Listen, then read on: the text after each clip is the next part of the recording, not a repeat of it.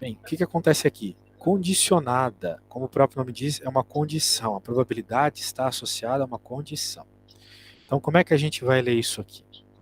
Qual a probabilidade de que aconteça A, sabendo que aconteceu B?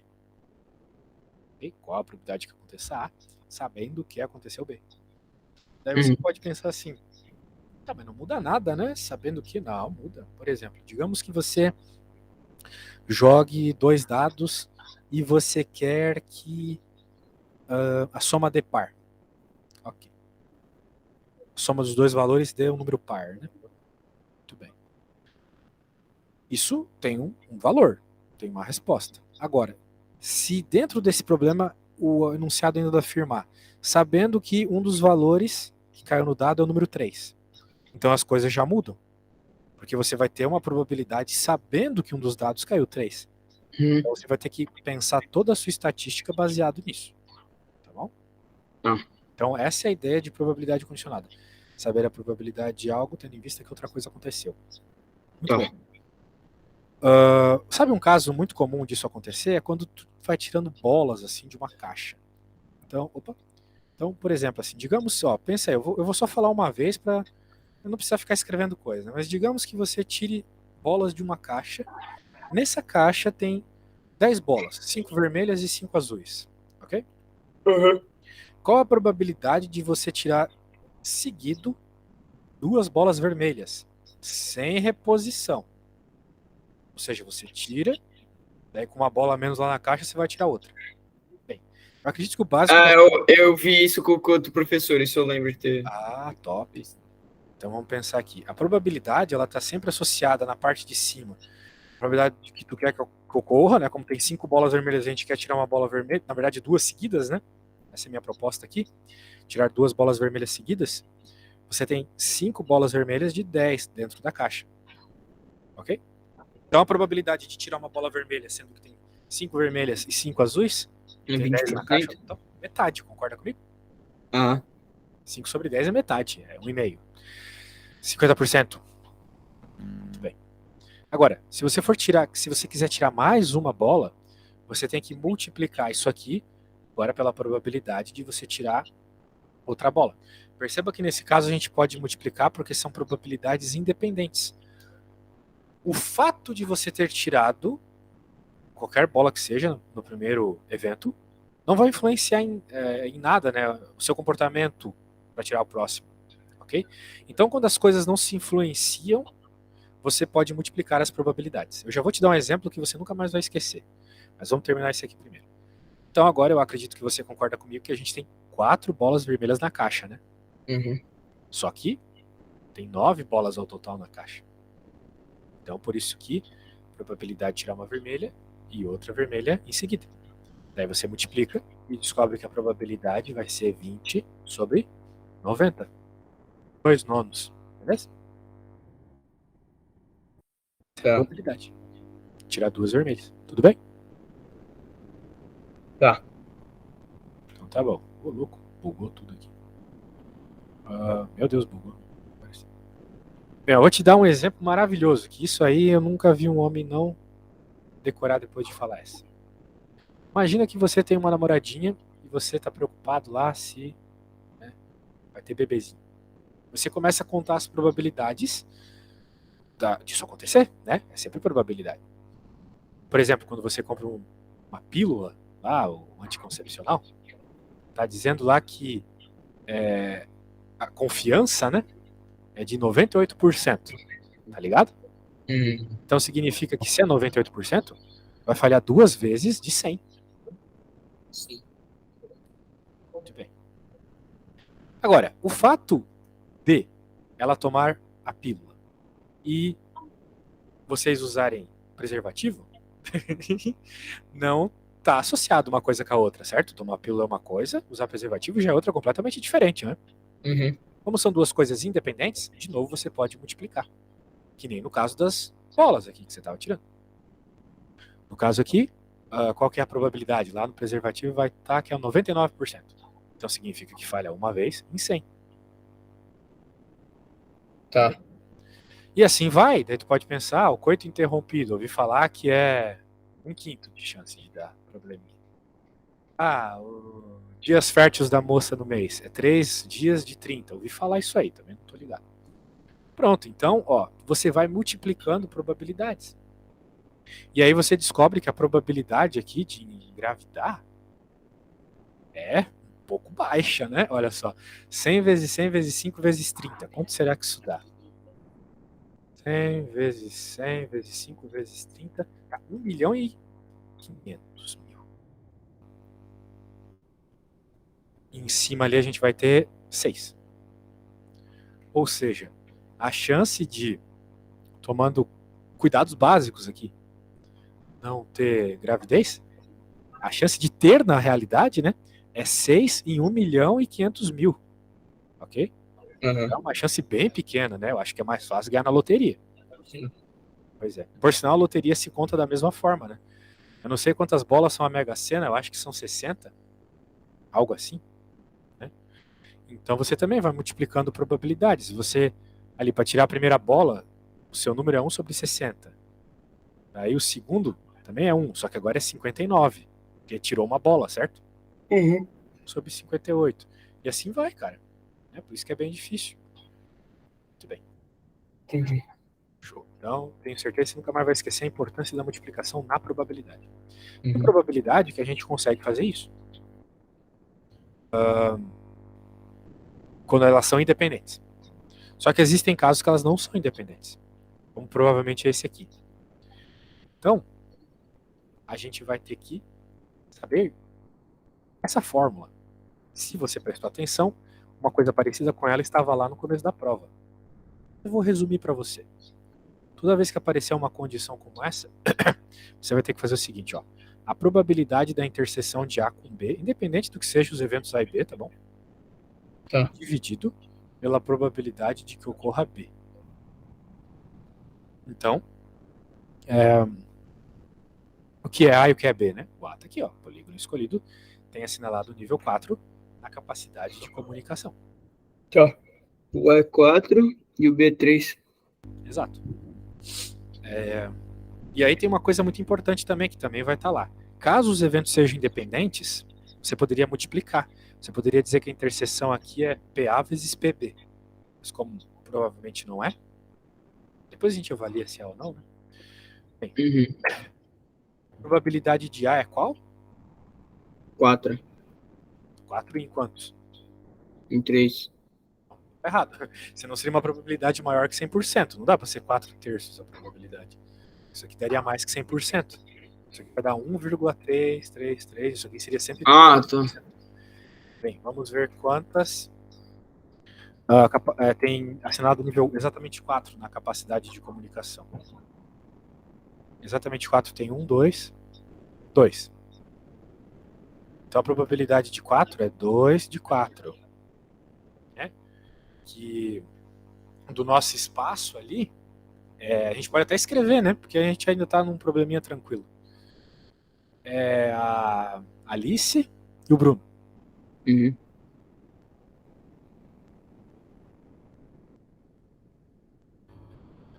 E a probabilidade do outro caso,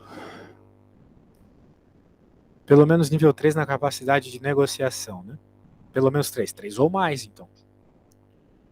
A Alice, o Bruno, a Carlota e o Delfim. Uhum. Todos eles são pelo menos 3, né? 3 ou mais, certo? Certo. Então, o PB é 100%. É 100% de chance que tu vai pegar alguém que tem nível 3 ou mais. Beleza? Tá. Então, vou até escrever aqui. Alice, Bruno, Delfim, Carlota. Seria, então, esse P, U para baixo, B. Esse aqui é o símbolo de interseção na matemática, tá bom? Então, interseção é você pegar aqueles elementos que são iguais para os dois. Ou seja, quem é que tanto faz parte da probabilidade A quanto da B. Né? Por exemplo, isso acontece numa sala de aula. Digamos que você tenha lá seus 10 alunos na sala de aula e você pergunta quem aqui gosta de jogar vôlei. Daí 6 pessoas levantam a mão para o vôlei. Quem aqui gosta de jogar futebol? 5 pessoas levantam a mão para futebol. Mas você sabe que o total de alunos dessa sala são 10. Então, com certeza, tem uma interseção. Tem gente que gosta tanto de vôlei quanto de futebol, certo? Aham. Como todo mundo gosta de pelo menos uma coisa, né? Você pode afirmar que a interseção de vôlei e futebol é um, concorda comigo? Uhum. Justamente porque tem uma pessoa que gosta dos dois, obrigatoriamente. Todo mundo levantou a mão para pelo menos um deles. Todo mundo gosta de algum esporte, gosta de dois. Então aqui a interseção seria quanto? Sabe me dizer? Só para essa minha breve explicação. Quem é que faz parte tanto de A quanto de B? 4. Ah, tanto de A quanto de B, a Alice e o Bruno. São 2 de 4, né? Sim, 2 de 4. Isso. E BB a gente acabou de tirar que é 4 de 4, ou seja, 1. A probabilidade de tirar ali maior que 3 de negociação, né? É 100%. Aham. Então, sendo assim, no fim das contas, a probabilidade aqui vai ser simplesmente 2 quartos dividido por 1. Uhum. 4 sobre 4 é 1. A probabilidade de você, olha só, vamos nos ater à pergunta. A probabilidade de você escolher alguém que tem nível 4 de capacidade de comunicação, sabendo que você escolheu alguém que tem pelo menos nível 3 de negociação, a probabilidade disso é 50%. Ok? Ok. Então, é isso aí. Tá. É só interpretar o que significa cada situação. Probabilidade é assim, é muita interpretação, cara. Não é fórmula exatamente, você tem que entender o que significam os elementos. Às vezes você vai fazer com multiplicações, como eu fiz aquela hora. Às vezes com fórmulas. As fórmulas sempre funcionam. Porém, por vezes é complicado tu identificar os elementos da fórmula. E às vezes o contrário, às vezes só com a fórmula tu vai conseguir resolver, porque os números são muito grandes. Certo? Uhum. Então é isso aí. Tá. Treta, hein? Treta, treta. Agora vamos para 2. A 2 também, baita Mais, do enunciado. mais complicadinho isso. Ah, é? Deixa eu abrir aqui. Just a second. Bem, valendo aí, por favor, enquanto eu vou pegar um gole d'água, porque a garganta já tá seca. Só um segundo.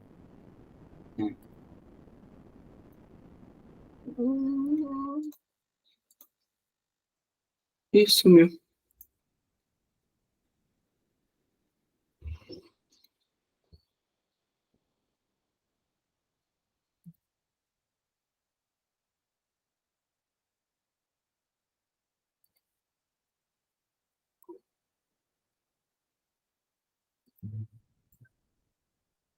Oxe.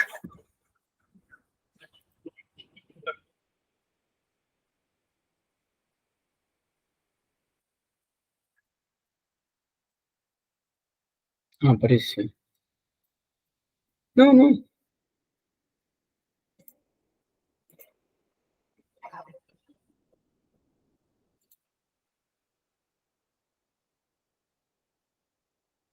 Célio e Guilherme são os dois funcionários da agência de viagem e do hotel, que apresentaram o melhor resultado no ano de 2021.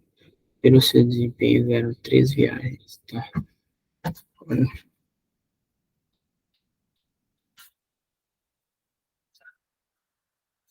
Célia,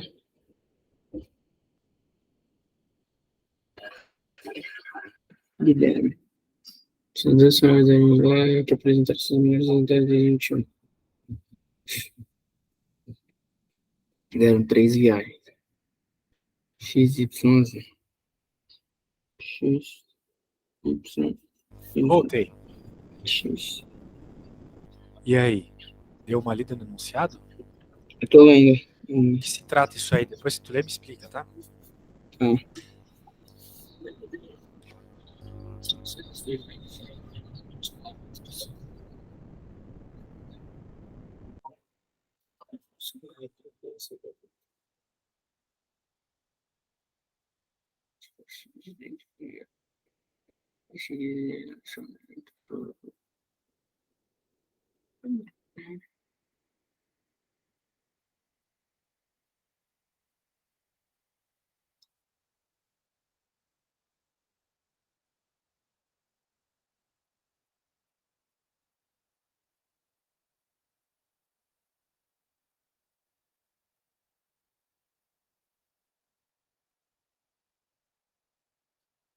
Não foi espécie de vida anteriores. Não conhece nenhuma versão.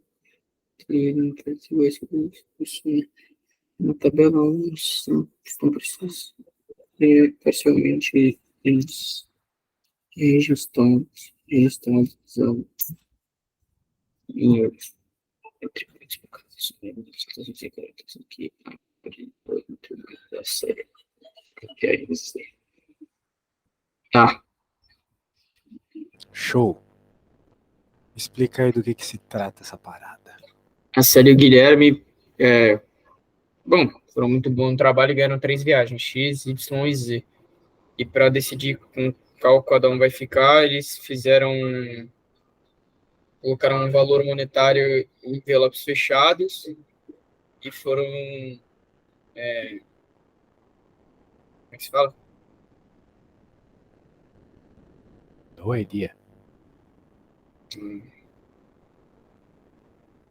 Aleatoriamente?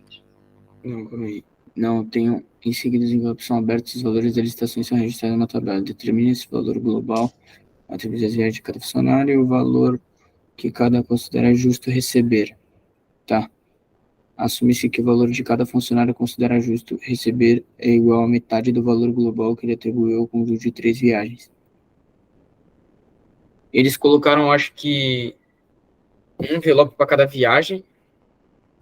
Acho que foi isso. E aí eles abriram todos.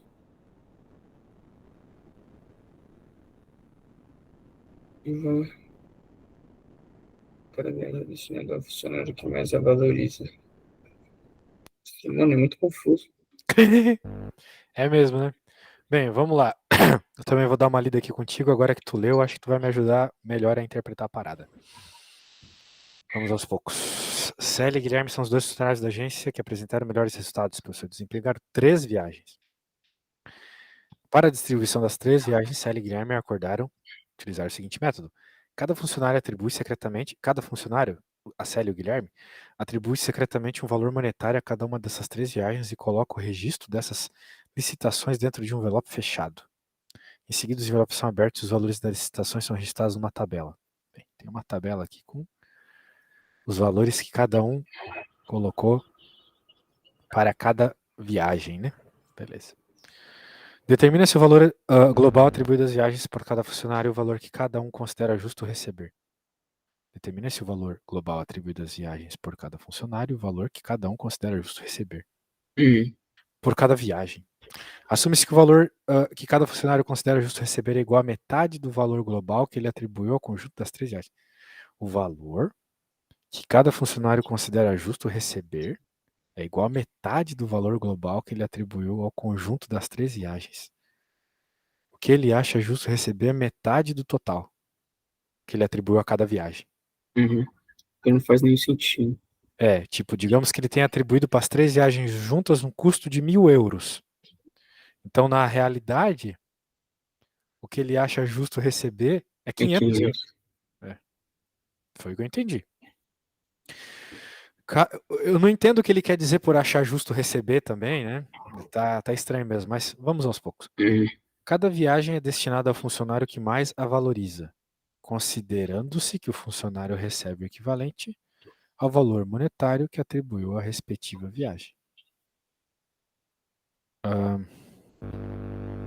E o que ele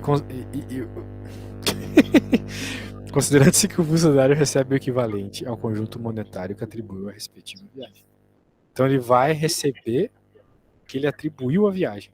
Então se ele atribuiu 1.000 euros à viagem, ele vai receber 1.000 euros. Caso por aplicação do procedimento anterior um funcionário não receba qualquer viagem, considera-se para efeito dos cálculos seguintes que o valor monetário recebido por esse funcionário é 0 euros. Se ele não recebeu nada, ele vai então atribuir 0 euros a isso. Caso o valor das viagens recebidas por um funcionário ultrapasse o valor que tinha considerado justo receber, caso o valor das viagens recebidas por um funcionário ultrapasse o valor que tinha considerado justo receber, esse funcionário disponibiliza em dinheiro o respectivo excedente. Caso contrário, esse funcionário deverá receber em dinheiro o montante à disposição ou valor em falta. Após os procedimentos anteriores, caso ainda reste dinheiro, esse é distribuído em partes iguais pelos dois funcionários. Meu Deus. Mais fácil ter jogado pedra, papel, tesoura. Por que não, né? Na tabela 1, estão parcialmente registrados os valores em euros atribuídos por cada funcionário nas licitações secretas, em que A representa o valor atribuído pela Célia à viagem Z. Por aplicação do método acima descrito, Célia considerava justo receber 1.500 euros. Porque isso é a metade do que ela atribuiu aqui. Sim. Então significa que a Célia atribuiu o dobro de 1.550 euros. Que é 3.100. Só que o que a gente vê aqui nessa tabela é 1.000 né, e o 1.500. Certo. Ou seja, para o A falta 600. Anote esse valor, tá bom? Tá. Determine de acordo com o método acima descrito as viagens atribuídas ao Guilherme e o valor monetário que pagou ou recebeu após a inclusão do dinheiro que possa ter restado, de modo que nenhum deles tenha razão para reclamar. Tá me tirando, tio. Tá me tirando. Mano, eu não entendi direito, mas eu acho que quem pagar mais tem direito à viagem. Algo assim, né? Provavelmente deve ser isso. Tem alguma coisa a ver com isso, velho. Em algum lugar do Velho Testamento inteiro ali, ele falou sobre isso.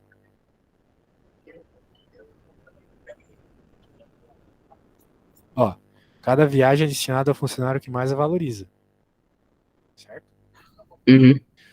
Considerando que o funcionário recebe o equivalente ao valor monetário que atribui a respectiva viagem. Agora que vem o ponto. Mais valoriza significa dentro do dinheiro que ele tem disponível, pelo que eu entendi. Por exemplo, você oferece R$1 ali pela viagem e você tem R$1 milhão na conta. Tu não tá valorizando em nada essa viagem. Agora, se você colocasse teu 1 milhão ali, você tá valorizando bem. Então eu acho que tem a ver com porcentagem essa parada. Mas não mostra o quanto eles têm, né? Justamente, não mostra. Só no caso da Célia, né, a gente sabe. No princípio. Porque a Célia foi dito que alguma coisa. Agora o Guilherme. Eu acho que o Guilherme aqui, de novo, a gente tem que pegar metade desse valor aqui. Vamos encontrar o que o Guilherme achar justo aí. E aí fez o quê? Regra de 3, hein? Sim. Eu sei que ele achou a soma dessa grana aí dá 2.950 para ele. E metade é o que ele acha justo. É 1.475. Ok? Tá. Então anota esse valor aí pro Guilherme. Tu também já anotou a da Célia, né? O todo o da série dá quanto? O dobro de 1.550, né? O dobro de 1.550? É porque ela considerava justo receber. Dá 3 pau e 600, né? 3.100, né? 300. Isso. Tem uma coisa que ele fala sobre essa grana acha justo e que tem a ver com o salário aqui. Em algum lugar eu li isso. Ó, o funcionário recebe equivalente ao valor monetário que atribuiu à respectiva viagem.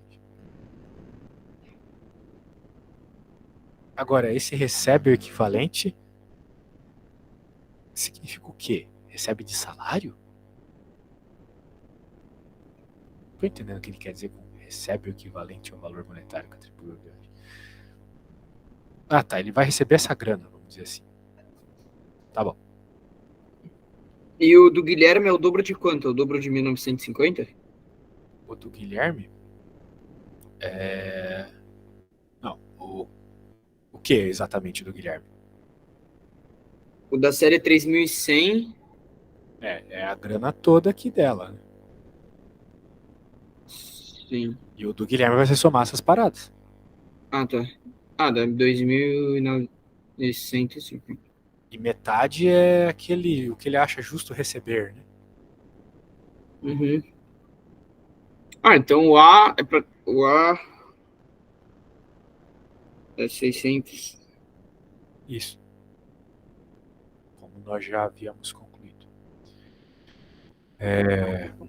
Bem, se for simplesmente a gente olhar aqui quem deu mais grana vai ficar com a viagem, então o Guilherme fica com a viagem X, a Célia com a Y e a Célia com a Z também, certo? Uhum. Muito bem. Agora,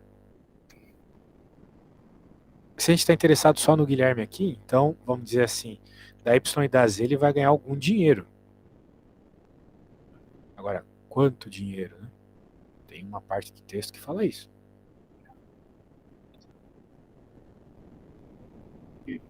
Um funcionário não receba qualquer viagem. Não, ele vai receber. Uma viagem que ele vai receber.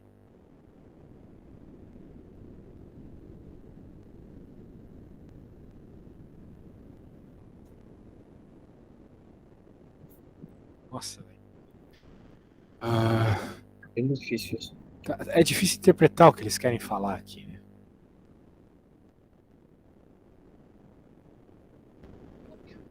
Porque, né, se a gente considerar, pelo que eu entendi, pode ser muito fácil isso. Porque se a gente considerar então que o Guilherme só recebeu uma viagem, nessas outras aqui ele vai ganhar o dinheiro, certo? Uhum. E o que ele acha justo receber é metade. Então ele vai ganhar metade desses dois valores.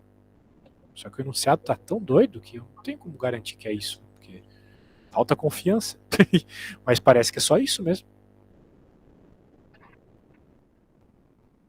Eu não entendi nada praticamente. Mas o problema é o texto ali, né? Mas eu entendi isso. Ele Uhum. vai. A viagem ele vai ganhar ali a viagem X. Mas de grana, ele vai ganhar os outros. Metade dos outros, porque é o que ele acha justo receber, entendeu? Sim. Parece que é isso. Anunciado muito doido, mas tem que lembrar que. O problema é que não tem resolução, né? Que tu veio com essa prova hoje, mas agora que eu entendi o teu problema, eu vou pegar essas resoluções para uma próxima aula, tá? Não se preocupe. Tá. Daí a gente vai fazer com um pouco mais de convicção. Beleza. Mas eu acredito que ali naquele caso era só isso mesmo, tá? Vai com confiança que é só isso. As questões, não sendo do mate A, não tem por que serem tão complicadas. Apesar dos enunciados serem meio escritos estranhos, né? Então vamos dar uma olhadinha nesse agora. Outra, essa agência aí, que desgraça. Na agência de viagens ir e voltar, realiza-se ao longo da primeira e segunda-feira de cada trimestre 6 reuniões. Cada reunião tem um tema diferente, dura 90 minutos. De modo a planificar o dia das reuniões, solicitado cada funcionário a inscrição em uma ou mais reuniões do corpo para que todos os funcionários possam assistir às reuniões. Se inscreve, é criado um horário com blocos de reuniões que possam seguir. Pra que tanta enrolação, né, velho? Porra, É um bagulho que eu não entendo em matemática. aqui embaixo tem uma tabela, pronto. Ele podia ter dito isso, assim. A tabela 2 mostra aí as inscrições finais de cada uma das reuniões realizar a primeira segunda-feira. Tá. Houve voz de determinar o tempo mínimo necessário para que as 6 reuniões decorram nas condições definidas. O diretor de planeamento começou a construir um gráfico que modelava a situação. De que em horas o tempo mínimo necessário para que as 6 reuniões se realizem nas condições definidas. Na sua resposta, apresente um gráfico que a diretora de planeamento pudesse ter construído e identifica a constituição de. Bem, aqui é para fazer um gráfico baseado nisso ali, né? Uhum. Só que, por enquanto, a gente só tem um monte de nome e uma tabela. Não fala nada sobre horários nem nada do gênero. Sabendo só que cada uma tem 90 minutos. Então, tipo, 90. 1h30 cada. Então, 3, 6 horas, né?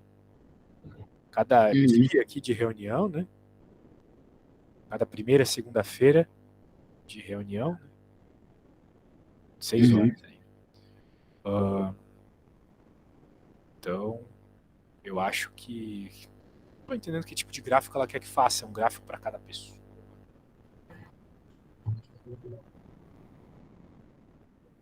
Porque, né?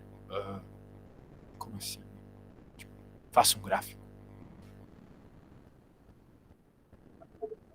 Os custos de determinar o tempo. Caralho, passa muito Faça um avião gráfico. aqui, mano. Tempo mínimo para que 6 reuniões decorram em condições definidas. Mas, tipo, a reunião é a reunião, acabou. Cara, que enunciado mal escrito da porra. Essa prova é bem estranha, mano. É pra criança isso? Para que todos os funcionários possam assistir às reuniões em que se inscrevem. Tá, mas. Eu não entendo. Eu não entendo isso. Tipo, o Antônio tá aqui, ok. O que significa isso? Tá. Quem está inscrito para a reunião 1? Eu acho que é isso. É o Antônio, Bernardo, a Zélia e a Zulmira.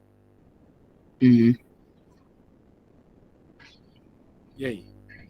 É diretora de planejamento. De que horas é tempo mínimo necessário para que as 6 reuniões sejam nas condições definidas? Apresente um grafo. O que é grafo? Gráfico. Ah, tá. Apresente um gráfico que a diretora de planeamento pudesse ter construído.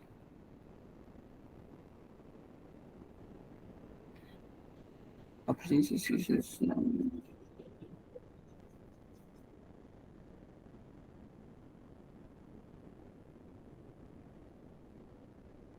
Sinceramente, esse enunciado tá uma bosta, velho.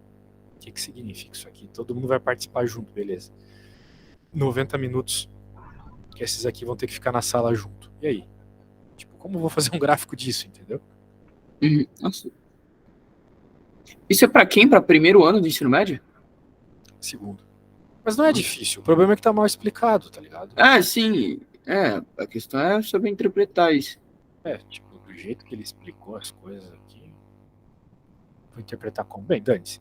Vamos pensar a próxima aqui, né? Aproveitar para, sei lá, se tu tiver um tempinho, refletir sobre as coisas para os próximos dias. A próxima aula, né, de amanhã. Né, como a gente tem pouco tempo, vamos ler um pouco e vamos falar o que deve ser feito. Daí talvez na aula de amanhã a gente faça. O Manuel pediu empréstimo de 1.500 para uma viagem. Nossa, de novo essa viagem. Para pagar o empréstimo ficou estabelecido 18 parcelas iguais. A princípio, dividir. O Manuel teria que pagar a prestação igual ao valor da parcela, acrescido de uma taxa. Ó, juros simples. Isso aí supostamente se aprendeu na escola. Depois de ter pago 12 prestações, teve despesa imprevista e propôs não pagar 13, 14 e 15. Prestações do nível previsto. No entanto, a terminar o pagamento do empréstimo no 18º mês. Então, no 18º ele vai pagar tudo. Foi ser devolvido com novas condições. O valor a pagar em 16, 17, 18 mês seria igual a um terço do valor total das parcelas de dívida acrescido de uma nova taxa. Bem, ele vai ter que pagar alguma coisa, um terço, mas mais uma taxinha. Sim. Determina a nova taxa, sabendo que no fim, pelo empréstimo de 1.500 euros, o Manuel pagou um total de 1.644. Bem, a princípio, é só encontrar o I lá naquela equação do juros simples, tá? Tá. Então, essa aí dá para fazer, a princípio. Apesar de um monte de enrolação ali, vai ser isso. Muito bem. Blá, blá, blá, 2 espécies extintas. Projeto de restauração, 2 anos. Número estimado de espécies A e de B, centenas. T meses, é dado por isso. Então, conhece a função ln? Não. O pessoal usa muito aqui em Portugal, é o logaritmo, tá? Ah, log? É o log, só que é um log especial, porque o log que a gente vê na escola é com a base 10. Esse ali é o log com a base E. Ah, então não faço ideia. Não faz ideia do que seja o número E?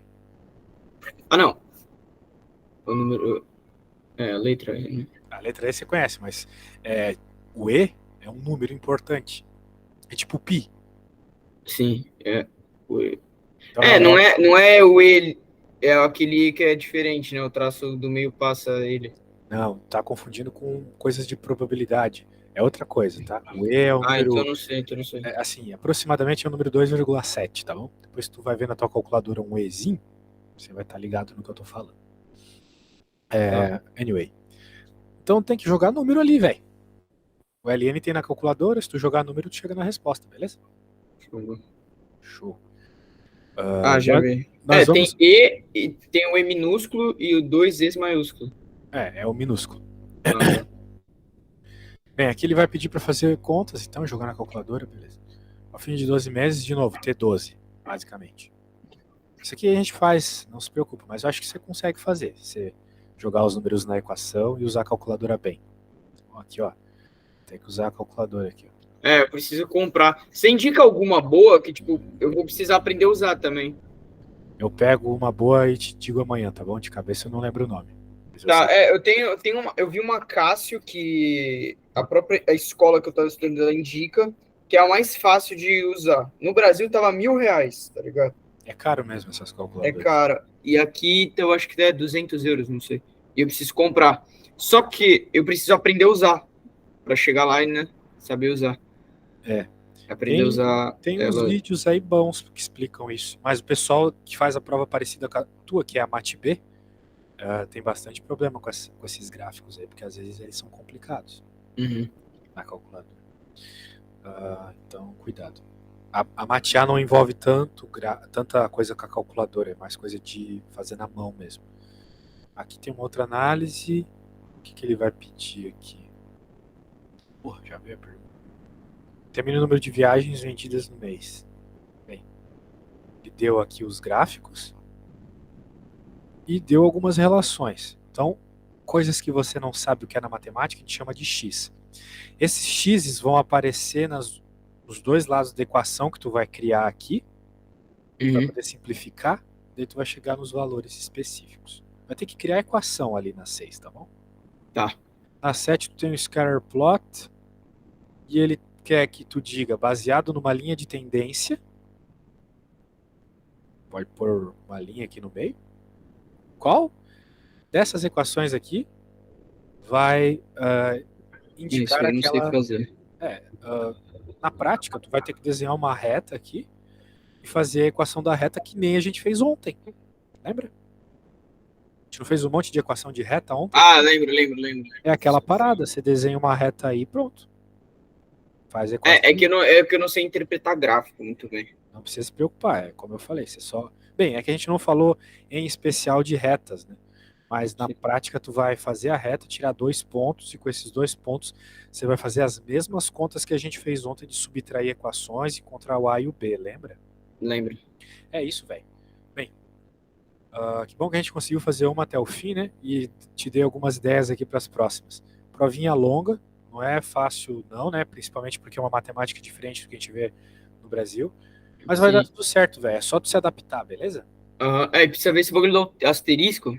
Saber se é com Eu acho calculador. que o asterisco tem a ver com usar a calculadora, eu acho. Tá. Beleza. Beleza, então, meu velho. Beleza, Até a então. próxima, até amanhã. Até amanhã. Valeu.